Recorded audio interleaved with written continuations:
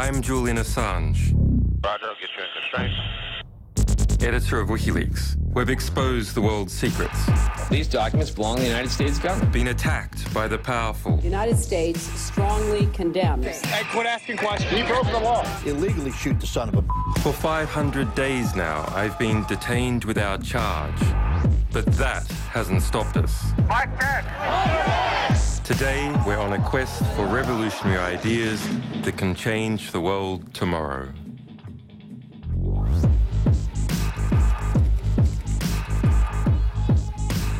Se está llevando una guerra furiosa por el futuro de nuestra sociedad. Es invisible para la mayoría de la gente. Por un lado está la red de gobiernos y corporaciones que espían todo lo que hacemos. Por el otro están los cypherpunks, virtuosos activistas que hacen códigos y repercuten en la política pública. Este movimiento es el que generó WikiLeaks. Mis invitados son tres amigos del movimiento cypherpunk. Ende Müller-Magun, de Alemania, Jeremy Zimmerman, de Francia, y Jacob Eppelborn, de Estados Unidos. Les quiero preguntar si el futuro del mundo es el futuro del Internet. Quiero echar un vistazo a las tres libertades fundamentales, pues cuando entrevisté al jefe de Hezbollah, Hassan Nasrallah, le hice una pregunta sobre... ¿Y qué tienen ahí arriba? Pues también está bajo una especie de arresto domiciliario y no puede dejar su sitio clandestino. No estoy seguro de que podamos hacer una comparación. Por favor, no hagas esa comparación. Puedes cortar esta parte, ¿verdad? Quiero volver a estas tres libertades fundamentales: la libertad de comunicación, la libertad de movimiento y la libertad de interacción económica. Así que si miramos la transición de nuestra sociedad global al Internet, cuando hicimos esta transición, la libertad de movimiento personal quedó esencialmente inalterada. La libertad de comunicación ha mejorado mucho en cierto sentido, porque ahora podemos comunicarnos con muchas más personas. Pero, por otra parte, ha empeorado significativamente porque ya no existe privacidad y nuestras comunicaciones pueden ser espiadas y son guardadas. Y como resultado pueden utilizarse contra nosotros. La privacidad está disponible, pero acarrea un costo. Sí, es una especie de militarización de estas interacciones y de nuestras interacciones económicas que han sufrido precisamente las mismas consecuencias. Julián, es correcto lo que dices, pero no estoy seguro de que podamos realmente marcar una diferencia entre el punto 2 y el punto 3. Porque Internet ahora es una infraestructura en todos los aspectos de nuestra vida, sociales, económicos, culturales, políticos, en fin, de todos. Por eso, cualquiera que sea la arquitectura de la comunicación, el dinero es solo una parte. Quiero decir que se trata simplemente del uso de Internet. Andy, por muchos años has estudiado criptografía en comunicación telefónica, llamadas telefónicas seguras. La vigilancia masiva que se está aplicando en las telecomunicaciones. ¿Cuál es el estado actual en lo que se refiere a la inteligencia del gobierno, a la industria de la vigilancia? Pues sí, almacenamiento informático masivo significa guardar todas las telecomunicaciones que... ¿Quieres decir todas las llamadas de voz? Sí, todas las llamadas de voz, todas las conexiones por Internet. En realidad, tienes que comprender que si comparas el presupuesto militar con el costo de la vigilancia y el costo de los guerreros cibernéticos, los sistemas de armamento habituales cuestan mucho más dinero. Si los comparamos con guerreros cibernéticos o vigilancia masiva, que es muy barata.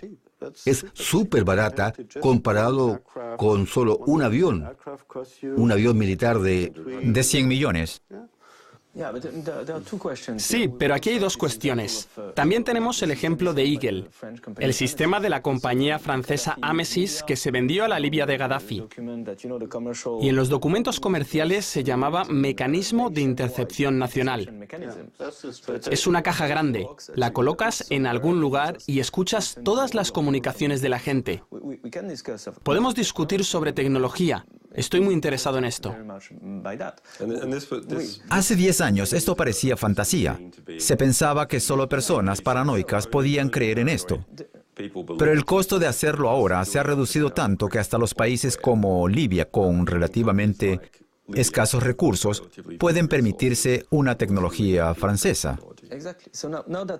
Exactamente. Ahora es un hecho. La tecnología posibilita la vigilancia total de cada comunicación. Luego, la otra cara de la moneda es lo que hacemos con esto. Podríamos reconocer que para lo que llamamos objetivos tácticos puede existir un uso realmente legítimo. Los investigadores que buscan a los chicos malos y organizaciones de delincuentes pueden necesitar, bajo la supervisión de la autoridad judicial, el derecho a utilizar tales instrumentos. Pero la cuestión es cómo establecer esta supervisión judicial.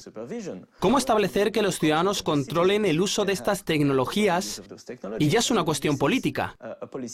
Y cuando nos acercamos a esos temas, como hemos mencionado, tenemos a los políticos que solo firman algo sin entender la tecnología que se usa. Por eso hay tanto jaleo sobre la guerra cibernética, porque algunas personas que tienen el poder empiezan a hablar de la tecnología como si la entendieran. Y toda esta gente que habla de la guerra cibernética, ninguno de ellos, ni una sola persona, habla sobre la construcción de la paz cibernética, ni de ninguna cosa que tuviera que ver con esa construcción de la paz. Solo hablan de la guerra, porque es su negocio, y por eso tratan de atar esto a la tecnología. Así que cuando no controlamos la tecnología, estas personas que quieren utilizarla para sus objetivos, especialmente para la guerra, abren el camino hacia cosas bastante aterrorizantes. Así que veo que se está militarizando el espacio cibernético porque tenemos intercepción a través de las fronteras nacionales. Sistemas Target. Y tenemos hackers militarizados que trabajan sin cesar con programas para atacar varias secciones del Internet y espiar varias secciones de Internet. Puedo llevarte la contraria respecto al uso de los hackers en este contexto. Estás hablando de los soldados que utilizan los computadores como medios militares. Eso ni es piratería informática, ni esos son hackers. Bien, no entremos en la definición de hacker, pero lo más importante es que se trata de la vida de gente civil. No vemos tanques que entran.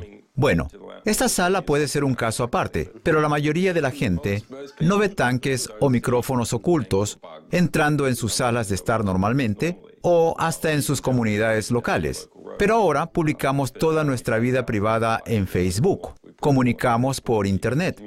Comunicamos por móviles que ahora están vinculados con el Internet y los militares tienen el control o las agencias de inteligencia controlan estos datos y los examinan. Así que es una especie de militarización de la vida civil. Exactamente. La pregunta es si debemos reglamentar la compra y la posesión de estas tecnologías o usarlas. ¿Estás hablando del equipo de intercepción que se puede utilizar en todo un país o una ciudad? O... Como las armas nucleares. No puedes venderlas fácilmente y algunos países pueden querer construirlas y pueden enfrentarse a problemas. Es una tecnología reglamentada y su uso también está reglamentado. Así que creo que la discusión puede ser sobre si tenemos que considerar esta tecnología como una tecnología de guerra. Es un arma. No hay ninguna duda de que es un arma en lugares como Siria o Libia. Utilizan este equipo de vigilancia para perseguir a personas políticamente en Libia y persiguen a las personas en el Reino Unido utilizando el equipo francés, que se considera ilegítimo en Francia, y lo vendieron conscientemente. No lo pudieron esconder. Pues los capturaron con sus propios documentos internos, con los archivos secretos, ¿no? Jeremy. Los hombres de Estado y los civiles realmente es un tema importante que cuestiona la misma estructura de las democracias y su funcionamiento. Pero ¿no es ahora el momento adecuado para recordar que existe también vigilancia privada y recopilación masiva de información privada? Pues miren Google. Si eres un usuario común, Google sabe con quién te comunicas, a quién conoces, qué buscas. Probablemente sabe tu orientación sexual, tu religión, filosofía. Sabe más que tu madre y tal vez más que tú mismo. Google sabe cuándo estás conectado y cuándo no. ¿Sabes qué estabas buscando hace 2 años, 3 días y 4 horas? No lo sabes, pero Google lo sabe, ¿verdad? No, en realidad trato de no usar Google precisamente por estas razones. Pero quiero decir que no es solo la vigilancia patrocinada por el Estado. Es un tema de privacidad, de cómo la información se maneja por terceros y el conocimiento real de la gente de lo que se hace con esta información. ¿Puedes contarnos de Facebook también, Jeremy? Pues en realidad no utilizo Facebook, así que no sé mucho de esto. Pero ahora, gracias a Facebook, puedes ver la actividad reciente de los usuarios que están encantados de compartir cualquier tipo de información personal y, desde luego, cuando ves a los adolescentes que publican fotos de ellos borrachos, tal vez no son conscientes de que esto significa que todo el mundo durante mucho tiempo, supuestamente, tendrá acceso a esta información.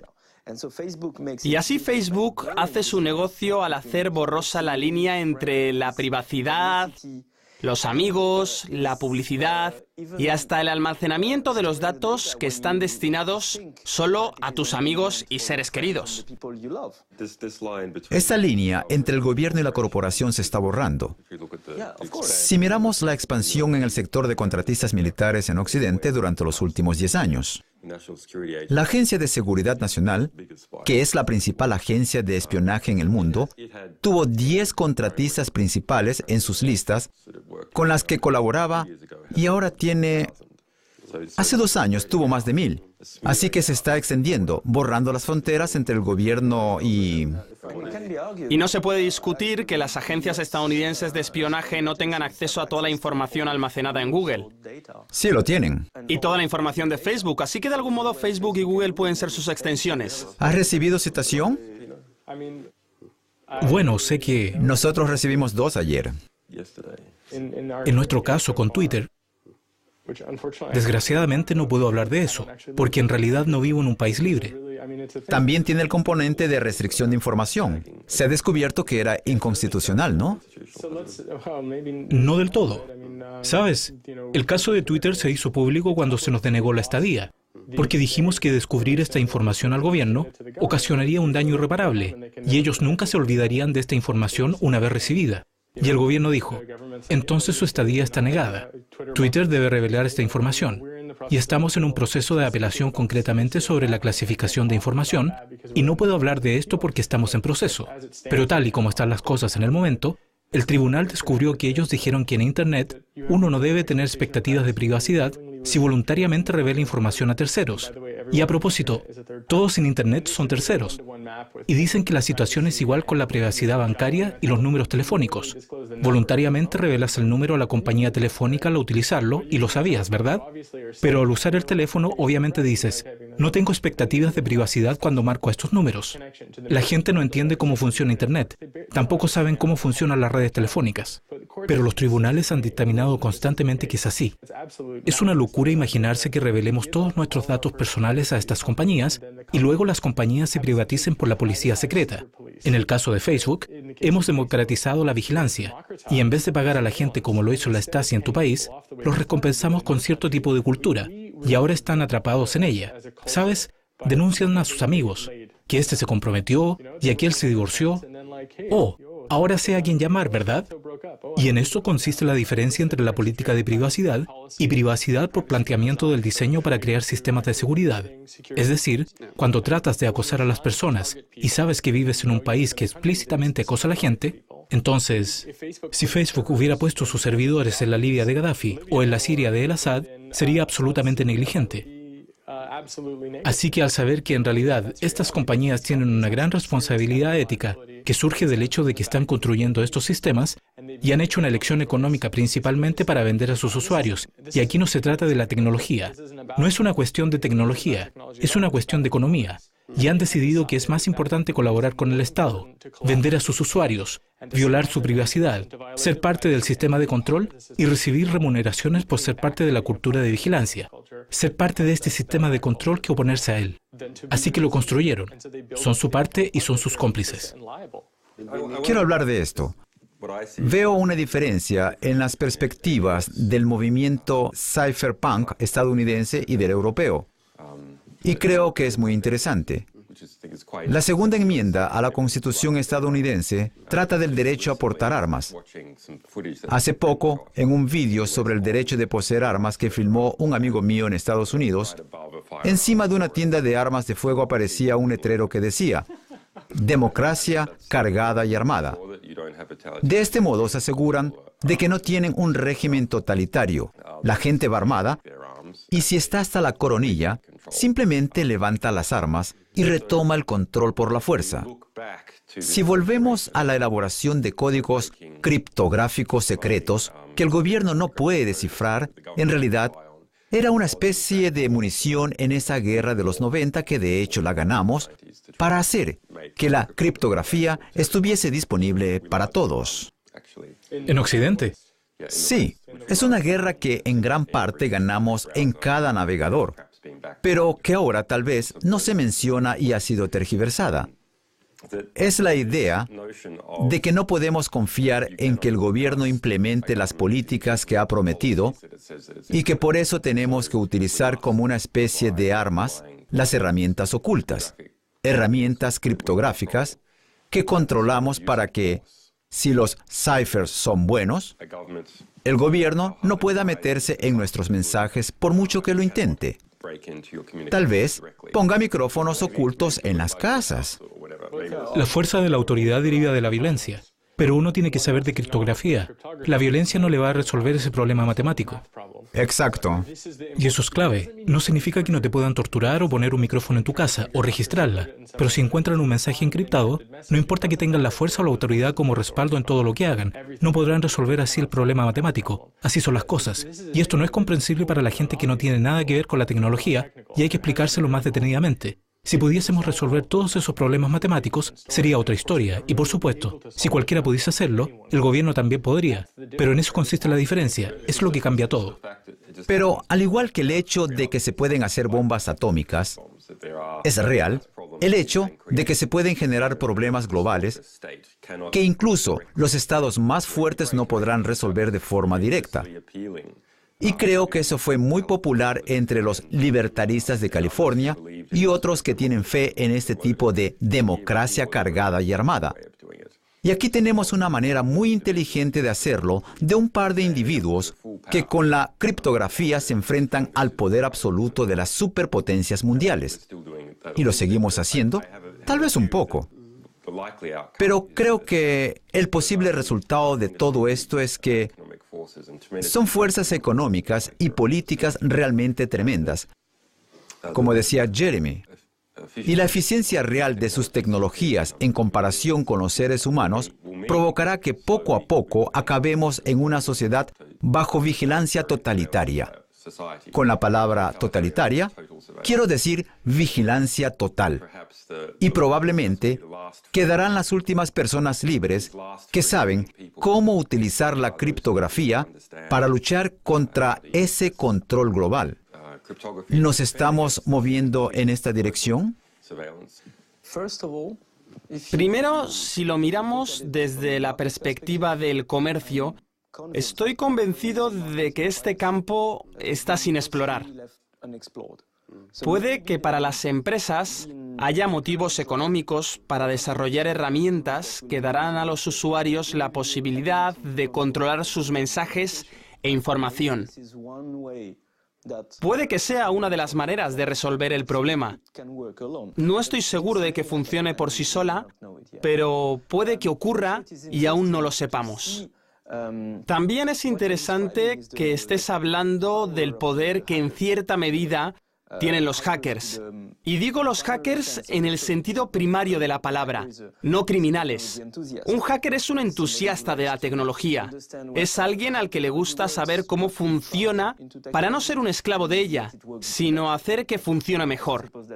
Supongo que cuando tenían 5 o 7 años, tenían un destornillador y trataban de abrir los dispositivos electrónicos y ver qué tenían dentro, ¿no? Pues eso es ser un hacker. Y los hackers crearon Internet por muchas razones. También porque era divertido. Y lo desarrollaron y nos lo regalaron a todos. Así que compañías como Google y Facebook se dieron cuenta de que podían montar un negocio recopilando información personal de los usuarios. Pero aún vemos que los hackers tienen en sus manos una forma de poder. Y lo que es de mayor interés para mí es que hoy en día vemos que esos hackers van ganando influencia incluso en la arena política. En cuanto a la radicalización política de la juventud del Internet, sobre todo en los últimos 2 años, Tú has viajado por todo el mundo hablando con la gente que quería anonimidad y privacidad de parte de su propio gobierno. Tienes que haber observado este fenómeno en muchos países. ¿Es algo importante? Claro, creo que es primordial. Fui a Túnez después de la caída del régimen de Ben Ali, y allí se está produciendo la concienciación. Creo que te equivocas al decir que eso ocurrió en el último par de años, y siento decirlo en tu propio programa, pero tú eres parte del proceso de la radicalización de mi generación. Yo sería la tercera generación de los cypherpunks si estuviese metido en esto. Y el trabajo que hiciste con Ralph sobre el sistema de archivos Ruber-Haas, en parte fue lo que me inspiró para trabajar sobre el criptoanálisis. El sistema de archivos cifrados que escribió fue la respuesta a las fuerzas de investigación reglamentarias del Reino Unido, donde el Estado decidió que una regulación negativa era la respuesta a la criptografía. Ya sabes, cuando podían saber tu contraseña.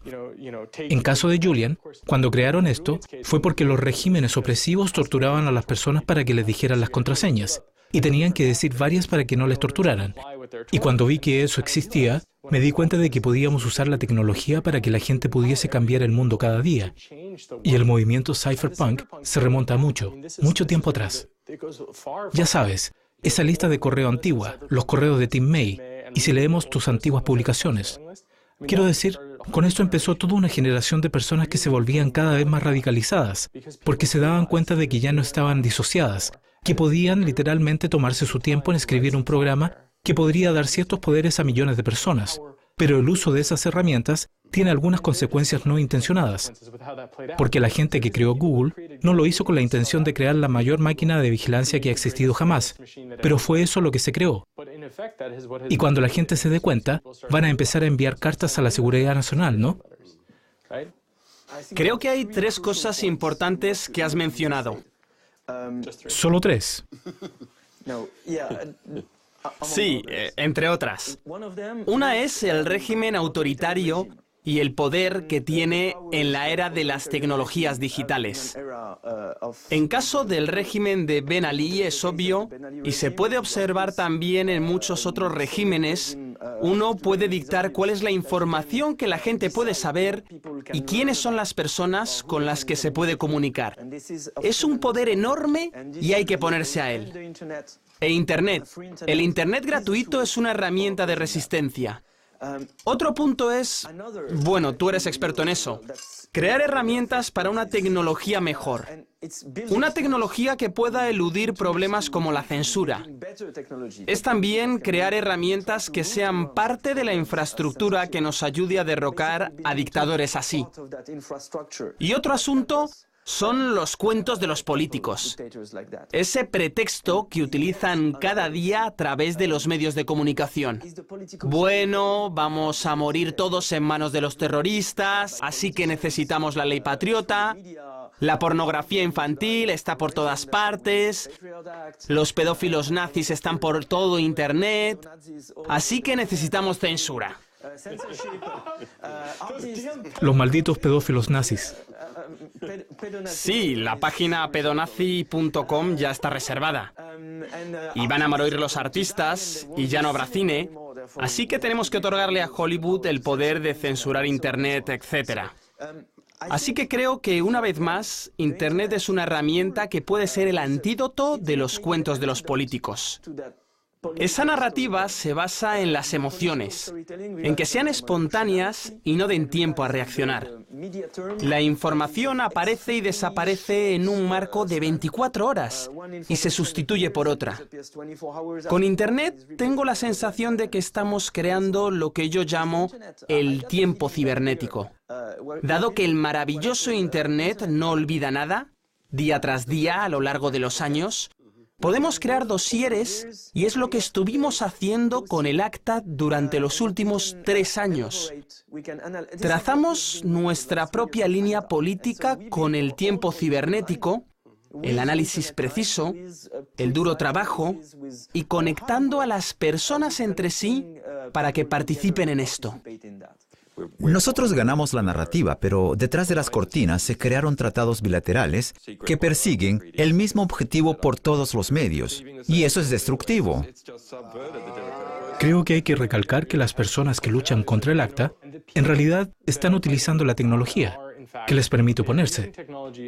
Pero lo importante de esto es la comunidad de personas corrientes y no el parloteo sobre la tecnología. Lo que importa es que la gente se involucre en esa narrativa y la cambie mientras tiene la posibilidad de hacerlo. Y el factor humano es el más importante. Al igual que es importante el hecho de que Wikileaks publicara documentos que permiten hacerlo y de que se trate de compartir información. Pero es la gente la que toma esa información importante y la mueve, porque siempre queda el argumento de que estamos viviendo en un régimen democrático, de que somos libres, de que estamos gobernados por nuestro consentimiento. Y cuando todo el mundo entienda qué es lo que está pasando y descubra que no es algo que nosotros consentimos, entonces será muy difícil seguir con eso y aprobar esas supuestas leyes y hacerlo todo sin el consentimiento de la gente gobernada. Se trata de aumentar el coste político de esas decisiones erróneas para aquellos quienes las toman. Sí, y lo podemos hacer todos juntos mientras tengamos internet gratis. Espere. Antes de pasar a aspectos negativos.